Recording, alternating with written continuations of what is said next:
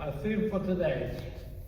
And since it's the anniversary of the 75th liberation of Auschwitz, I'm going to call the theme of the night, there is no Auschwitz in Italy. There was no Auschwitz in Italy because the Italian people wouldn't go for it.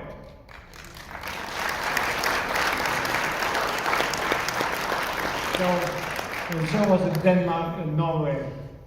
The Auschwitz happened in Eastern Europe. But I'm not going to talk about Auschwitz that much, as I'm going to talk about my experience as a child in Italy. And I'm going to talk about a little village. It's called Nonantola, in the province of Bologna, and it's like my hometown. But before I get to it, I want to give you a quick rundown on my own experience. I was born in Leipzig, Germany. East European parents who immigrated later on to Germany, and I was brought up in an Orthodox Jewish environment. And up to 1938, we lived in, my parents were middle class Jewish people, and up to 1938, we had a abnormal Jewish life, but we managed okay. And then came Kristallnacht, and the school I went to was on fire and everything else. And then came September 1st, 1939, my dad was arrested and deported to the concentration camp Sachsenhausen near Berlin. And 4 months later on, we got a telegram. Husband died of pneumonia. But everybody in that camp died of pneumonia. Was this, okay? And so my mother and brother and myself were left, and somehow the community managed a Kindertransport illegal to leave Germany to go to Palestine. Remember, Palestine, 1940, was a dream or only in the prayer books. So I joined it. I didn't know what I was doing. I cried. My mother said, "Don't worry about it. We'll follow you." So we had more or less somehow legal papers to get out of Germany. How they did it, I have no idea. I was a kid following orders with a bunch of kids. So, but we had no papers to go into Yugoslavia. So we went to Zagreb, we went to Vienna, and smuggled ourselves into Yugoslavia, the Kingdom of Yugoslavia, in Zagreb, which had a flourishing Jewish community. In 1941, the Nazis occupied Yugoslavia, dissolved it, and we were under a Nazi regime called the Ustashi, which were the fanatics. They were after Jews and Serbs, say Croats and Serbs. Didn't get along even those days. Anyhow, we were fortunate that in our group there was a fellow, he was an aristocratic Russian Jew, who was an assistant professor and the assistant conductor of the Berlin Staatsopera. And in that capacity, he knew Italian. You know, if you do opera, you gotta do Italian. And he found out that one part of Yugoslavia was occupied by the Italian army, and that was Slovenia. And by the way, Trump's wife, Melanie, comes from Slovenia. But anyway, so we found out Trump's wife.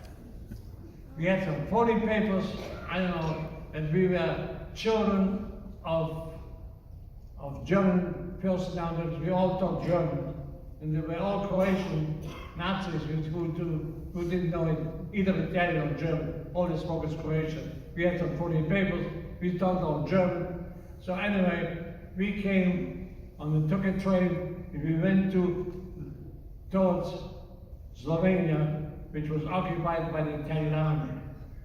We come to the checkpoint. The Croatian police let us in. The train continues towards the Italian area, and the train stops, and the Italian police comes on. What's going on? And this Professor Boris told him in perfect Italian that we are Jewish children. Our parents have been killed in the concentration camp. We have a place to go. We're looking for asylum. But he said, hey, aspetta un momento, and wait a minute, we're going to find out what's going on. So they checked, said, wait a minute, for half an hour, we didn't know what's going to happen. After half an hour, some big fascist, commissioner, the black shirts, came in and looked us over, and I learned my third word in Italian, and that was avanti, forward. The other two words was spaghetti macaroni. That's the only thing I knew. Okay, when the train pulled into Ljubljana, the Italian Red Cross was there with blankets, milk, cookies. It's 1941 in the fascist Italian serving Jewish children. Anyway, we had a place there in the mountains, and before we know, we settled. We tried to get a Haftarah together in preparation for Palestine. In the meantime, Marshal Tito started with the partisans, started fighting each other. We asked the Italian army, please make us civilian prisoners of war and ship us into Italy, which they did.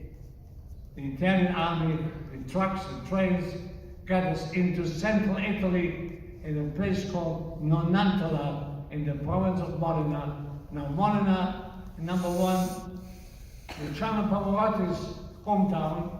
Number two, it has the west point of Italy is in Modena. The little village, some maps don't even carry it. Sometimes you can't even find Nonantola on the map. But when we arrived, we had the population was on the railroad station greeting us. And later on, as we get to know the population, he says, how come half the population on the railroad station greeting a bunch of Jewish kids? The answer was, we have never seen a Jew. Okay, it's not like if I told you the people from Mars are coming. When you go to Sky Harbor or they had no idea what a Jew looked like. These people became our friends and received us with love, sustenance, assistance, and everything else. That is the story of the Trio of London. That is the anima, it's the soul of the people. They had love. And there was two special people in the town. Was the Dr. Monreali and my son Beth here, and a Catholic priest who took over and helped us get settled and get to know the population. Everything was fine. We became friends. If we wanted to go, we were not supposed to go in town, in the mosque. But if we wanted to go to town into Modena to go to the movies, all we had to go is to the chief of police, the Marshal dei Carabinieri, and ask for a lascia passare, a pass. We went to Modena at a good time. So anyway, everything was beautiful. We loved, they loved us. I was never hungry in Italy. Never hungry. I get friends and everything else. I think it was June of 1943, Italy declared the armistice. The Allies had landed in Sicily, and the German Nazis occupied northern Italy. We were in the northern part of Italy. So right away, we knew that the Nazis were looking for traitors. When that happened, Within 24 hours, 75 Jewish children disappeared from the face of the earth. We were hidden. I was hidden by a fellow named Bruno Sarafini. Other kids was hidden in the monastery by farmers, people. These are the people, what I call the spirito di Italiani. That is the spirit of the Italian. They help, they get assistance. We were called I poveri bambini, the poor children. They had what they call Rahmanis, they had pity on us, okay, because they knew our parents were dead. That is the mentality which I applied. From then on, I became a lover of not of Italians, of Italy and the whole people. Anyhow, so we knew we had to get out. So we found somehow we found out that by accident that there is a way, if you can get into Switzerland, you'll be safe. So we found somebody in the group had some money. I don't know how they did it. I was a kid following orders. So we went up to the place and they told us, why don't you go to Switzerland? I'll get you into it. I live at the border and I can smuggle you into Italy, into Switzerland. So we went back to our leader, his name was Joshko. He said, look guys, you're on your own. If you want to follow the group, stay with the group. If you want to go on your own, God bless you. So we decided to go on our own, and this friend of mine, Bobby Weiss, who lives in Florida, and my son Mark and I have been to visit him about a year ago. We went there, and through smugglers, we cut the barbed wire and smuggled ourselves into Switzerland. And in Switzerland, we were there. We contacted the Jewish Swiss organizations. Everything was, Swiss was neutral. So we were there, and eventually, with the help of Dr. Boyari and Dr. Beccari, who manufactured phony identity cards, making them all residents of the park on the other side of the Allied lines, okay? And eventually, after difficult times, all the kids were saved. So 75 Jewish children were saved through the generosity, through the love and help of the Italians, and eventually we settled in Switzerland. Now, once we were in Switzerland, we broke up. I broke up, and some other people on our own, and I wasn't on our own, I was my own boss. And the other ones settled in the French part of Switzerland until 1945. When the war was over, they all eventually ended up in Palestine. I'm talking about 1945. Israel was not created here in 1948.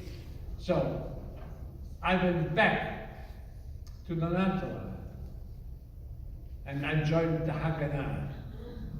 And from the Haganah, the underground Israel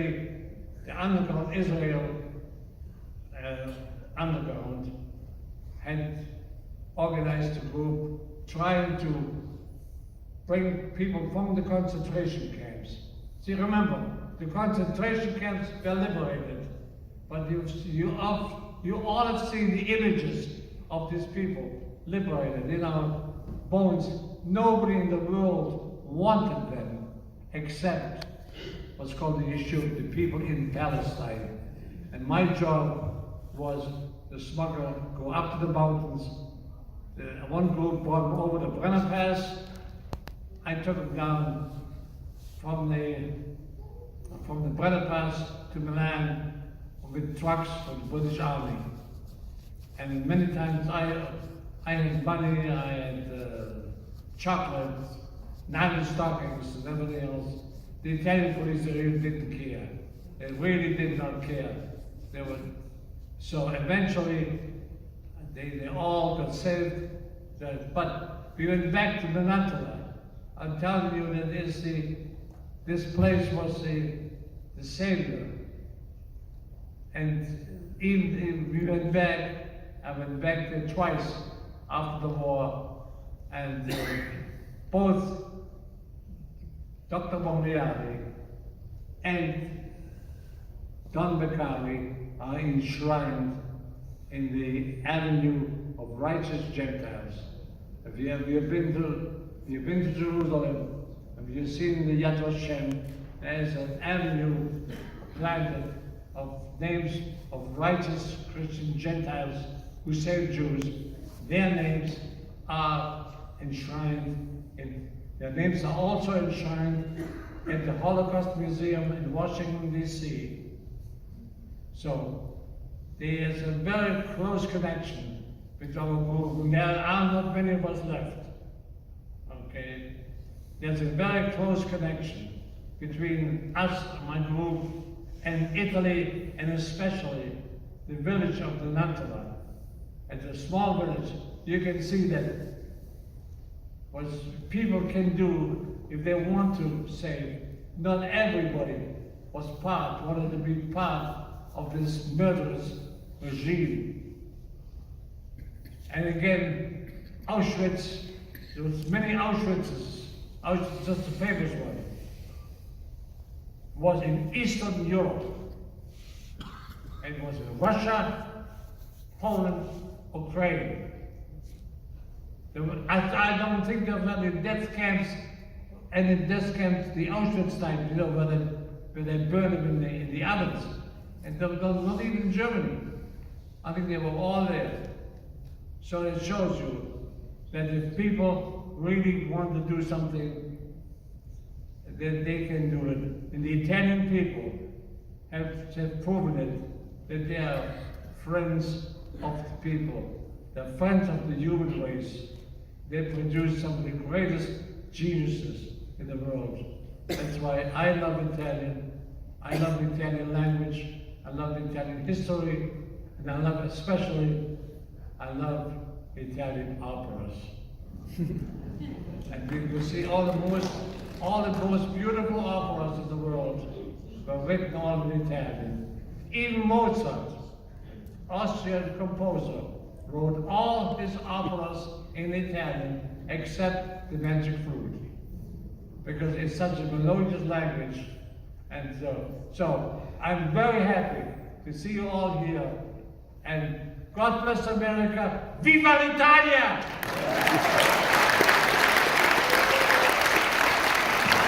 Thank you very much for the call.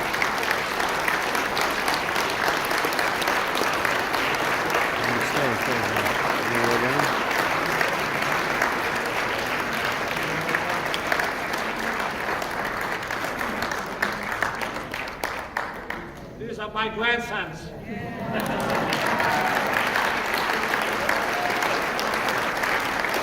All the men from California. And those are, come here, these are my two sons. The other half of the family, he was sick.